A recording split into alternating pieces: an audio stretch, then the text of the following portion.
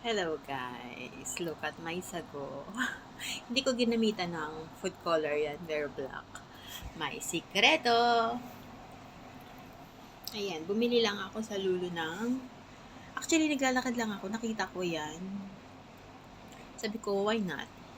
Maiba naman ng food. Pinakuluan ko lang siya. Ayan, half cup lang muna kasi first time kong gagawa niyan. Tapos, ayan. Pag ganyan, kailangan halu-haluin. Konti-konti para hindi siya nagdikit-dikit. Tapos, add ng water. Kasi malakas pala siya sa tubig. Uhaw siya, best. Ayan. Sabi sa Google, 30 minutes lang gawin. Pero wag ka. 45 minutes na hindi pa siya luto. Grabe. Pang-ubos ng gasol to, guys. Hindi advisable. Dapat uling ang gamitin. Ayan, lumalaki na siya. As in, namamaga na siya. Kaya, gagawa na ako ng caramel doon sa kabilang pan. Actually, nilipat ko siya guys kasi sinasalin ko yung caramel. Ayaw niyang masama lahat. So, ang ginawa ko, yung sago or yung tapioca pearl, ang nilipat ko sa pan. O, diba? Takiya. Ayun, nag-caramelize lang ako dun sa isang pan habang nagpapakulo dito naman sa kabilang kasirola. Hindi mo pwedeng lakasan ng flame kasi masusunog siya. Kaya, dahan-dahan lang. I mean, in a low flame. Ayan, kita mo guys. Nagka-caramelize na siya. Masarap, promise. Matagal lang gawin, nakakainip. Ganda ng pagka-caramel niya. Pag pala brown sugar ang ginamit guys, talagang brown yung caramel niya. Pag kasi yung white, hindi ko malaman yung white ko anong color niya. Hindi maganda, so brown talaga. Ayan, nung nilalagay ko na siya, tingnan mo guys, ayaw niyang bumaba lahat. So, ang ginawa ko, yung nasa kasirola, ang sinalin ko sa pan. Tapos, niyaan ko lang siya kumulo. Ayan, ganyan na siya. Pero pag naluto siya guys, makita nyo kulay black siya.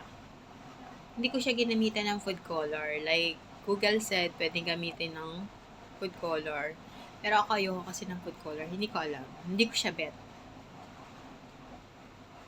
Pakiramdam ko, pag nilagyan ko ng food color, naglalagay ako ng tinta sa pagkain. Ang morbid ng isip. Tapos ayan, hinayaan ko lang siya ng hinayaang kumulo ng kumulo ng kumulo.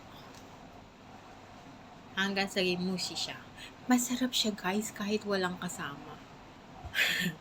Tapos wag mo siyang ubusan ng white doon sa loob. Kasi pag meron pang ganyan, makunat.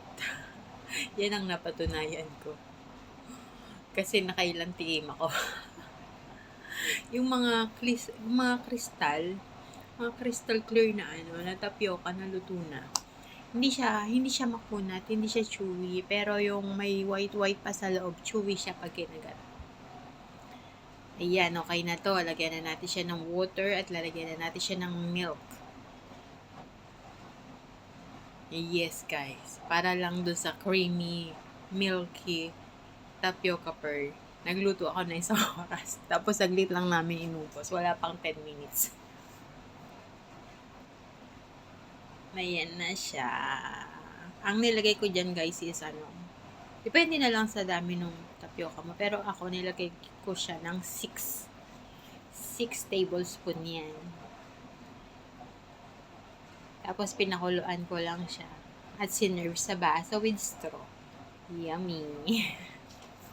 Sarap siya talaga. Matagal lang gawin. Ayan guys, so, kita nyo, kulay black yung tapioca pearl ko, diba? Oh, diba? Success! So, yun na nga guys. Enjoy your milk or enjoy your creamy, milky tapioca pearl. Thank you so much! Hindi ka nalagyan to ng voiceover, no? Salin ko lang naman sa baso. Okay na yan. Thank you, bye!